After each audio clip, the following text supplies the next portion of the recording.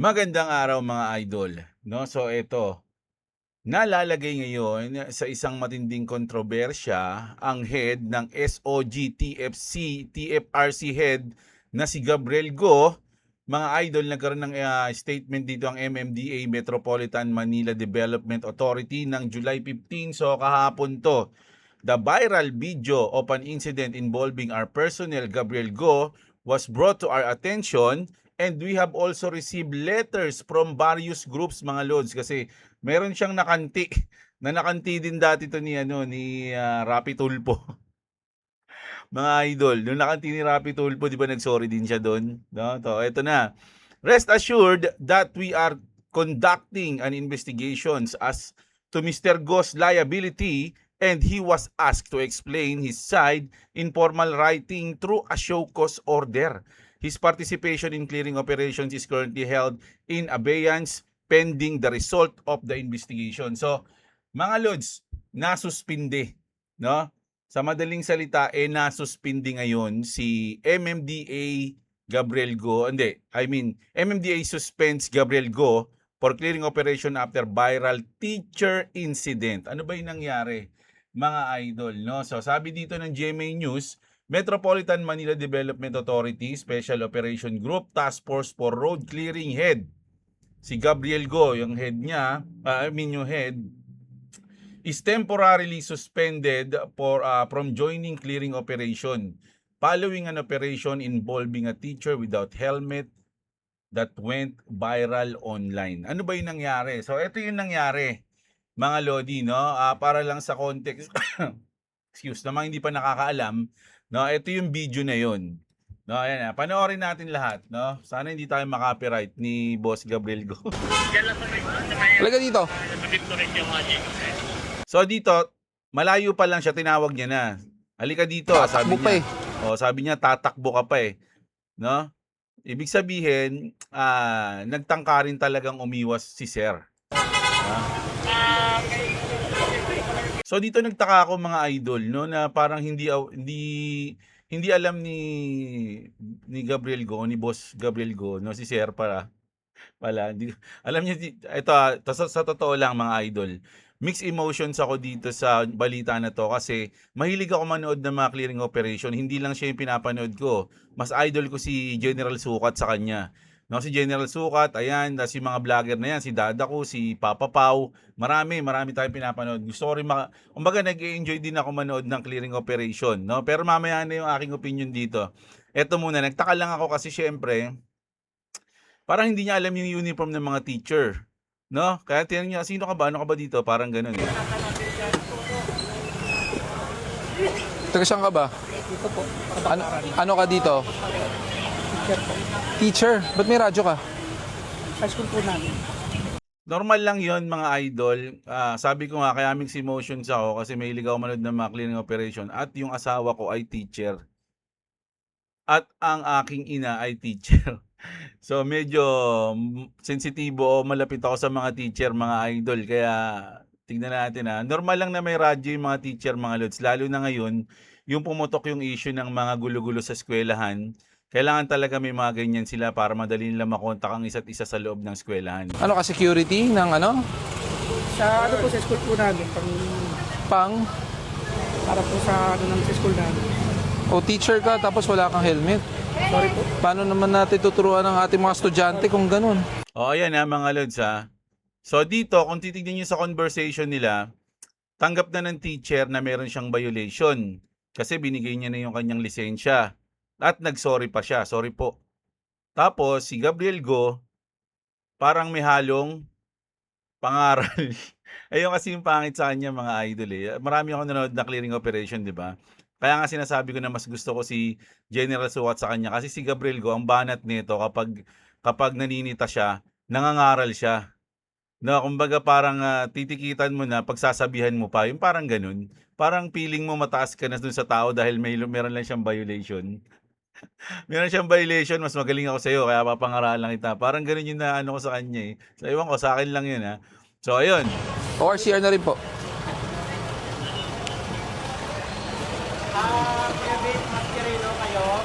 Sir, baka pwede wag nyo nang iyan sa Kaliwa kayo. sa ano nyo, nakaka-teacher. Blurred ka naman eh. So dito nagkaroon din ng mga comment diyan, no? Kasi nang nakiusap si Sir na, "Sir, baka pwedeng wag niyo nang iano sa vlog niyo kasi na parang gano'n na wag na siya i-video." Ang sagot lang ni Gabriel Guo, blurred ka naman eh." Oh, 'di ba? Kumbaga blurred ka. Pero eto, ulitin ko lang, saan na ba tayo? Dito hindi pa naman siya blurred dito eh. Ayan mga kita pa siya diyan, oh, ayan oh. Kung ikaw teacher mo 'yan, kilala mo 'yan. Diyan oh, sa malayo oh. Oh, hindi pa siya blurred. Oh, saka lang naging blurred dun na. 'Di ba? So, ayan. Wala lang magpapakilala ng pangalan mo. Ayun lang, huwag ka lang daw magpapakilala ng pangalan mo, sabi ng Gabriel. Dapat inisip nyo muna yan bago kayo gumawa ng mali. Bele, Ayun yung mga banat niya kasi na parang pinagsasabihan kanya. Ang sinasabi ng mga nasa comment section, tikita mo na lang, huwag ka na huwag mo nang ipahiya yung teacher. So ayan na, isa pa yan, no, mga idol, no. Mamaya na tayo mag-aano diyan. Punta naman tayo dito. Dahil nga nangyari sa kanya to, na-suspend siya, no? Hindi lang isang beses to nangyari sa kanya. Kumbaga, ugali na ni Gabriel Guo na ganun, na mamahiya. No, ito, panoorin nyo to. Ang head ng clearing operations ng Metro Ito, kasi nabalita na siya dati, nag-sorry na siya, no? Sa pulis naman yan, mga idol. Nang dahil sa clearing operation Yan, sa clearing operation, nasitan niya yung pulis, no? At parang nagyabang niya naman siya doon. So ngayon, pinatawag siya ng Napolcom at pinagsorry siya sa media noong 2005. pa. No? Because the offense was not Ayan, si Kalinisan, kilala nyo naman yan, mga idol. No, ayan yung nasa video ni Makagago, di ba? So parang dito, nagsorry siya, mga idol. Pinagsorry siya at pinagsabihan din siya ni Kalinisan dito. Ngayong No? araw pumunta Kahit na nagsorry na siya, pinagsabihan pa rin siya dyan. Migo at sinabing magpapatuloy ang good working relationship ng Diba dito, parang bait niya, wala siya masabi. kapulisan at MMDA. Pero Ayan, pero pinagsabihan pa rin siya. pinagsabihan niya rin ito tungkol sa pag-post sa social media ng mga clearing operation. let's be more circumspect sana, Gab. Yung mga medyo napapahiyang mga individuals dun sa mga videos nyo, both YouTube, didadak Oh, yun mga lods, no? Kasi talagang iba yung operation nila eh. Likas na sa kanya yung mamahiya kapag meron kang violation. Which is for me, okay lang siguro yun kung hindi ka naman balat sibuyas, no? Pero kung ma-pride ka, tas ay na violation lang to, papahiyain mo pa ako, kilala mo ba ako? Parang ganun kung ako yun kung kunyari, mayabang din akong katulad niya. Hindi, joke lang. in your personal TikTok account, baka pwedeng paki-take down o kaya baka pwedeng paki-edit naman. Oh, ayan, no? Pinagsabihan siya dyan, mga lods, no? Tas eto naman, mga idol, no? Kasi nga, maraming sinasabi na mayabang ka lang naman, ganyan ka lang naman sa mga taong may hirap na may violation. Pero kapag yung matataas na tao, wala ka na, nangungupo ka na. So, dun, sirang-sira siya dun, lalo na yung nangyari to kay Chavit Singson, mga idol. Ito, tignan nyo to Sige, subukan mo. Oh, ayan, sige, subukan mo. Ayan, nakaharang siya. Tatakbuhan mo pa ako.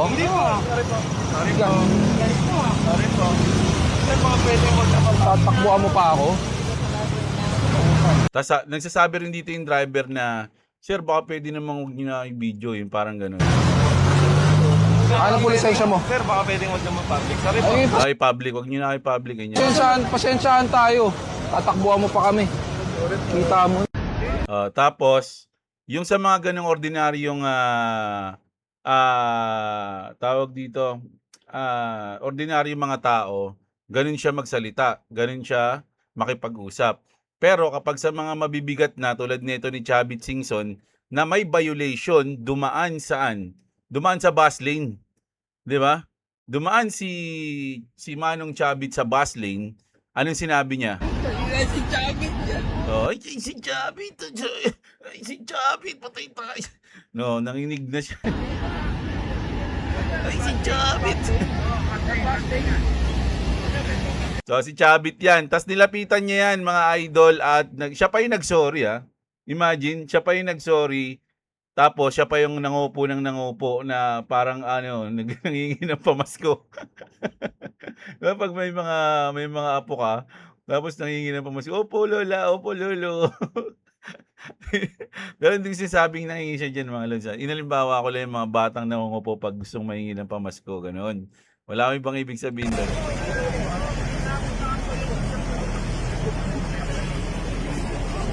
Dito. Hello. Opo.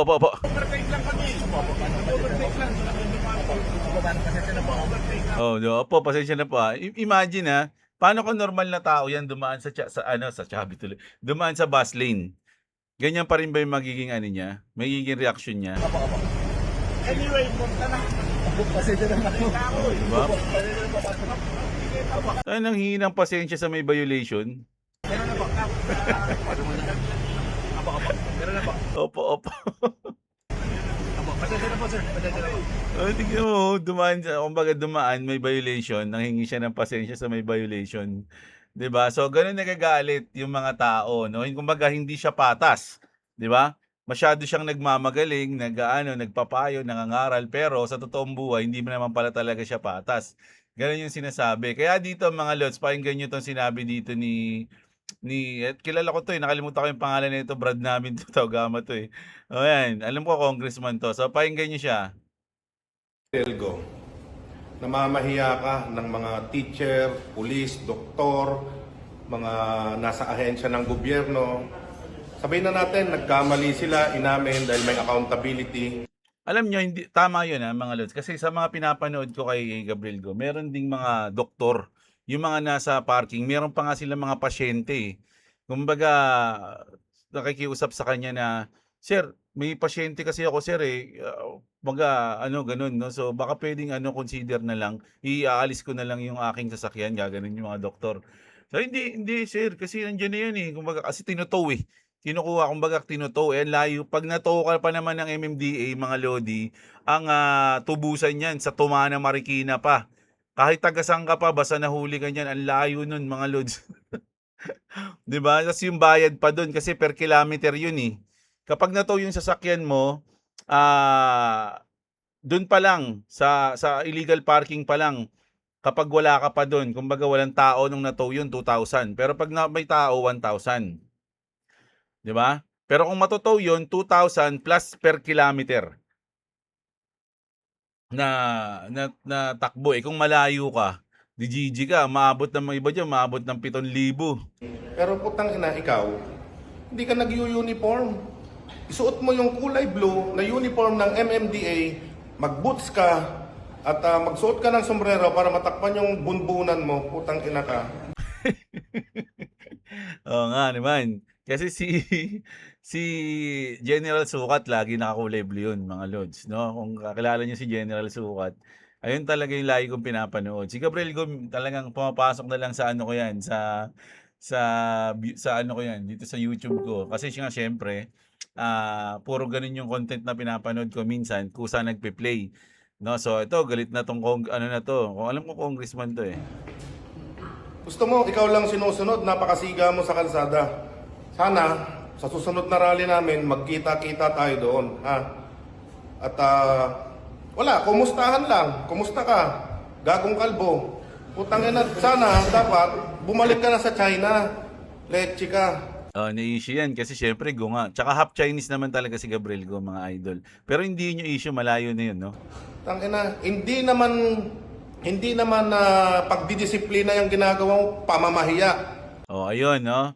Ayun yung isa sa mga binabato sa comment section, mga idol, no? Pamamahiya ang sinasabi. Kasi nga, tapos iko-content mo pa. Ito mga idol, double whammy, kumbaga 'Di ba? Kinontent mo na ako, pinahiya mo na ako, tapos pinagkakitaan mo pa ako.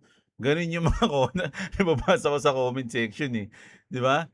Kasi mga idol, ito, halimbawa, tulad ng teacher na yon, hindi mo naman alam yung yung naranasan kung ba't siya nasa labas. Malay mo, gusto niyang puntahan yung estudyante niyang hindi nakapasok o emergency na ganito ganyan. Hindi natin alam Pero yung mismong point na yon, yung punto na nandun ka na sa sitwasyon na yon, dapat hindi ka nagsasalita ng parang personal na agad na parang kilalang kilala mo yung tao tapos pagsasabihan mo siya. Hindi mo naman kilala yun Ayun yung sa akin 'di ba? Ang ano niya lang, ang violation niya lang wala siyang helmet. Di tikitan mo walang helmet. Pero yung dapat doon tapos na, o ticket 'yan. O yun, tapos na. Pasensya na sir, ticket 'yan Ganun, tapos na yun. 'Di ba? Hindi magsasalita ka pa ng teacher ka pa naman. Ano ituturo mo sa mga anak mo, sa mga estudyante mo, 'di ba? So yung mga comment na gano'n dapat hindi na lumalabas yun sa bibig ng mga ng gano'n 'no, na nanguhuli, mga idol. Totoo yun kasi pero sa tingin ko, ginagawa ni Gabriel Go yun para kasama sa vlog niya, 'di ba? Para makita sa vlog niya na, "Ay yung galing ni Gabriel Go, ang bait niya," gano'n. Parang gano'n lang yung yung nasa akin, kasama sa vlog yun, eh. Kaya nga sabi ko comment, pinahiya mo na ako, tinikita mo na ako, tapos kinontent mo pa ako, pinagkakitaan mo pa ako, triple whammy yun, ng mga Pilipino. Lalong-lalo na, teacher, doktor, pulis, pinapahiya mo. Tarantado ka. Sana magtino ka na rin kasi alam mo, kahit kami, sinasabihan namin, yung mga miyembro namin na magtino rin. Eh kung ganyan yung pakikisama mo, pakikitungo mo sa tao, di ba? Yung tao walang helmet, yung teacher walang helmet, ikaw walang hiya, walang Yung ti yung tao walang helmet, ikaw walang hiya, modo. walang modo. Diba? Salot ka. Salot ka sa mamamayang Pilipino. Leche ka. Tingnan natin. Gate na gate si Idol, Doon sa Sinutol, mga nakokotongan ng grupo ninyo, ng MMDA, ng mga transport sector. Hintayin natin. Kita-kits. Para kasing ang nangyayari 'pag si Gabriel Go parang, almighty siya gumalaw. Parang siya lagi yung tama, siya lagi yung, nasa katwiran, 'no, lalong-lalo na sa mga, yung wala talagang laban. Alam niyo mga idol, okey lang naman yun sa'kin, eh, yung maglilinis ka, yung, iki-clearing mo talaga yung isang lugar, pero yung, gawin mo lang yung trabaho mo. Hindi yung yung parang magiging paparamdam mo pa sa kanila na sobrang mali sila, paparamdam mo pa sa kanila na mas mataas ka sa kanila. Parang mas nakakainsulto yun, eh, pagka gano'n. Kaya nga 'pag nanonood ako sa kanya, ayan na gumagano'n ako 'pag nandito si boss.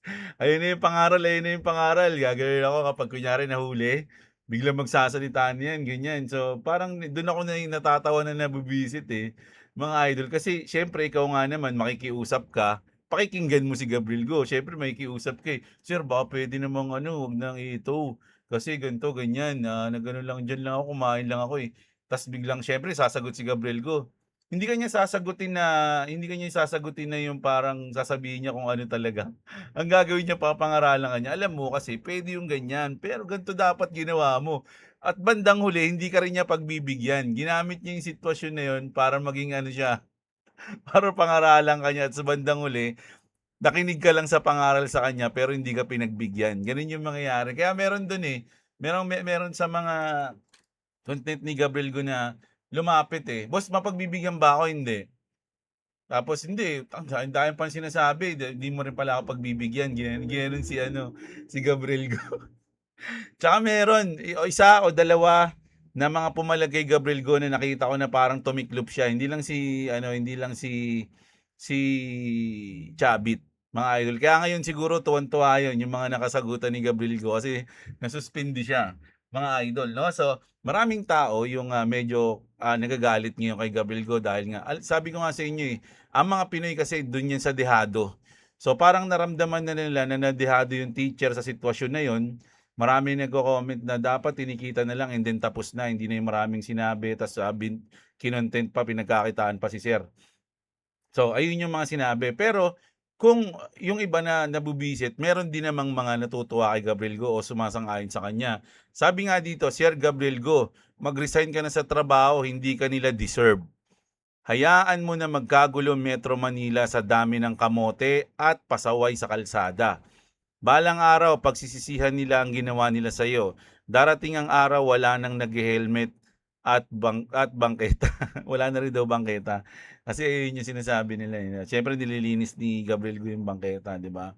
Pero for me, mga lodi, sobrang OA naman to kasi nga marami namang pwedeng gawin na hindi mo na kailangang mag-vlog, hindi mo na kailangang mamahiya ng tao. Okay lang yun, maging mahigpit. Sabi ko nga sa inyo, isang magandang halimbawa si ano, eh, si General Sukat, eh. Yun si General Sukat, pag nanita yun, "Oh, tibag yan, tibag." Gano'n niya, sukatin niya, kaya nga General Sukat may hawak na ano yun, mahabang ruler, eh. "Oh, ayan, ito, tibag 'to. Tibag yan, ma'am." Gaganon, "Tibag yan, sir."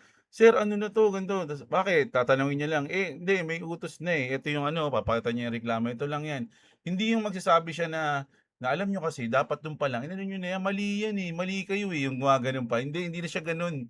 Pinapakita niya lang kung ano yung sitwasyon and then tibag na. Gano'n lang 'yun. Bukas na lang gano'n, do'n na kayo magreklamo, 'pag huwag kayong magreklamo sa'min. Gumagano na lang si ano, si General Sukat. Hindi na siya nagdadrama o kung ano-ano pa yung mga dialogue na pinagsasabi katulad ni Gabriel Go. Walang masama sa pagki-clearing para sa akin, 'no, dahil talaga naman trabaho nila 'yan. Pero yung, pupunta ka pa do'n sa parang lumilihis ka ng daan, eh. Okey na 'yun, eh, sitahin mo, tikitan mo, pero wag mo na sabihan mo yung sa kanya yung mali niya, wala kang helmet, wala kang ano, yung dress code, wala ka. Ito yung ano niya, kaso niyan, ganito niyan. Kasi kung hindi talaga more on vlog kasi parang kumikita na rin siya sa vlog, eh. Kaya ang ginagawa niya, dinadagdagan niya na para medyo humaba magkaroon ng interesting, 'no, na usapan dun sa vlog. Kasi kung gano'n nga lang naman yung mga bitaw niya, huli-huli lang, maboboring yung mga tao, hindi papanoorin yung vlog niya. So, kailangan niya magdrama ng konti, pagsabihan ng konti, ganito, ganyan. Namimigay pa nga siya ng helmet, 'di ba? Oh, mga bata, buti pa yung bata alam na ano, eh, na kailangan naka-helmet, eh, kamot yung tatay, eh. "Matalino pa sa'yo yung anak mo, ha." Ina niyan, sasabihan ka ng gano'n. Kamot ka talaga, hindi ka naman kilala, 'no? Hindi naman alam yung mga naranasan mo sa buhay. Bigla kang magiging maliit sa harapan niya, ta'inan niyan. Gano'n yung nirereklamo ng mga tao, mga idol, 'no? Pero sa'kin, para sa'kin, mga lodi, ito yung mga, ah, sitwasyon na, pinalaki na lang ng social media. So, maliit lang sana 'to, hindi sana 'to big deal. Yung issue na 'to is hindi naman big deal kasi kung tutuusin, hindi ko nga 'to napansin, eh, napanood ko 'tong video na 'to. Napanood ko 'tong, content na 'to pero, huli si sir gumanon lang ako. Ta's natawa lang ako nung sinabi na, "Naka-blurred ka naman, eh, kamot ka." 'Pag isip ko, tangina talaga nito magsalita, oh. Sablay-sablay. Parang nainis lang din ako sa kanya nun, pero after nung mapanood ko 'yan, tapos na, hindi ko na ginawa ng big deal. Kaya lang siyempre nasa social media tayo, so naging big deal 'yan, marami nagreklamo lalo na yung mga teachers, mga lods 'no, naglabas sila ng samaan loob. Meron nga akong nakitang picture, eh, na yung teacher nagtuturo naka-helmet, eh. Kasi sabi niya kasi, "Teacher ka pa naman wala kang helmet." Kaya lang nabura, eh. Ewan ko kung ba't binura yung ano na yun, yung post na yun, na teacher nagtuturo naka-helmet dahil sinabi ni Gabriel Go.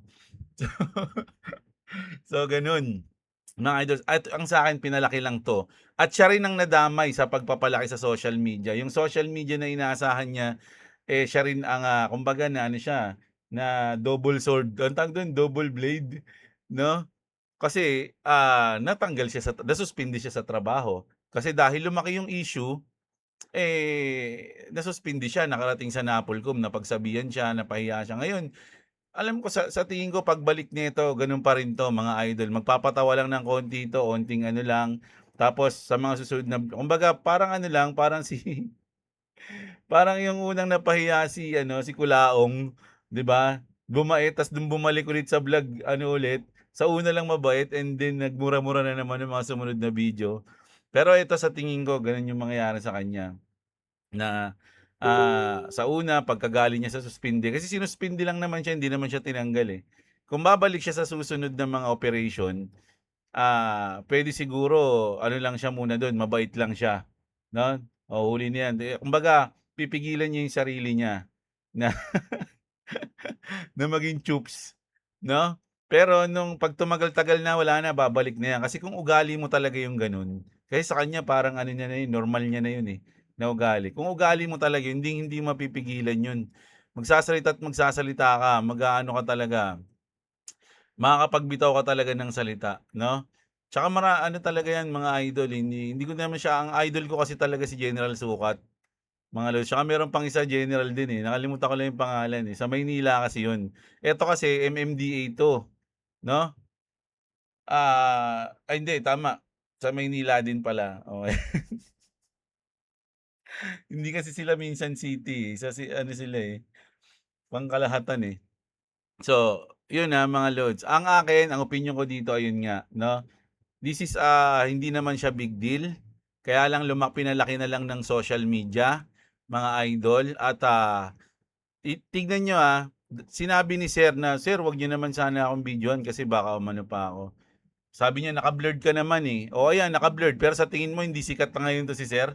Dahil sa video na yan, mas lalo siyang sumikat. Yung tinakatakutan ni Sir na yung ayaw niya mangyari, na mabidyo siya at mas sumikat siya, mas sobrang nangyari na dahil sa social media, 'di ba? So kayo mga idol, ano ang sa tingin niyo rito? Ano ang comment niyo rito sa nangyari kay Gabriel Go? Mga lods, masyado ba siyang mapresko? Sobra ba yung ginagawa niya o tama lang? Kasi maraming mga tao rin na sinasabi na makulit talaga yung mga Pinoy, dapat lang yan, ganito ganyan, no? Pag napapahiya kayo, dapat tanggapin nyo kasi may mali naman talaga kayo, no? Tama naman yun, mga lods, may sense naman yun. Kasi kung may mali ka talaga, tanggapin mo. Kaya lang kasi bumase sila dito sa video ni Sir. Natanggap niya naman at nagsorry pa siya at nakiusap pa siya na wag siyang i-videohan. Kaya lang yung dating ni Gabriel Go talagang hindi maayos. Parang maangas na presko na mayabang. O sabay iniwan niya diyan si Sir, basta alam ko ano niya yan papatow niya pa nga ata yan nakalimutan ko na mga lods ayoko na i-play yung may sounds kasi baka ano tayo, ma-copyright no, pero hindi siguro yan kasi may papeles naman yung motor ni Sir. Tsaka may lisensya naman siya. Puro ticket lang yan. No? Pero meron siyang mga nahuli dyan pa na na tawag dito, na pinatow niya. No? So ayan, anong makasabi nyo rito mga idol? Masaya ba kayo? Tama lang ba na sinuspinde si Gabriel Go o dapat mas mas worse pa yung kanyang parusa? O dapat hindi siya pinarusahan dahil tama lang yung ginawa niya? Comment nyo dyan mga idol. Ito yung flash news natin ngayong araw mga lods. Medyo interesting kasi to kaya sinama ko. Kaya nga sabi ko sa inyo medyo ako dito mixed emotions ako kasi si boss, sinabi niya rin naman na tama lang naman yung ginawa ni Gabriel Go. Ganyan naman talaga siya magsalita kasi pinapanood talaga namin to. No, kumbaga lagi siyang napapanood namin sa TV. So, kumbaga sabi ni boss, normal lang, ibig sabihin, ganyan siya sa lahat, kahit sa teacher, kahit sa mga may posisyon, ganyan siya talaga magsalita. So, ayun yung sinabi niya. So, teacher pa yun so hindi niya kinampihan yung teacher. Hindi naman. Malungkot din siya. Kaya lang, ayun na nga. So, pares kami nagsabi na pares namang may mali. Kumbaga na lang, nasulsulan lang, lumaki lang. Dapat maliit na bagay lang lumaki. So kayo, ano ang ninyo rito? Comment nyo mga idol, babasahin natin yan mamaya. No, ano yung mga thoughts nyo dyan pagdating dito sa issue na to. So ayan mga idol, good luck kay Sir Gabriel Go. Sana sabi nga nito, pinagmumura siya, magbago na siya. No, ayusin niya yung sarili niya. Kung yung iba walang helmet, siya daw ay walang hiya. Kayo nang bahalang umusga mga idol, comment nyo dyan. Kita-kits tayo sa sunod na video mga lods. Like nyo yung video natin kung nagustuhan nyo. Subscribe kayo kung gusto nyo ng mga balita, global, crypto, at trending news mga idol. Subscribe kayo, click yung notification bell. So kita-kits tayo. Maraming salamat sa mga nanood. Magandang araw at what's up, what's up?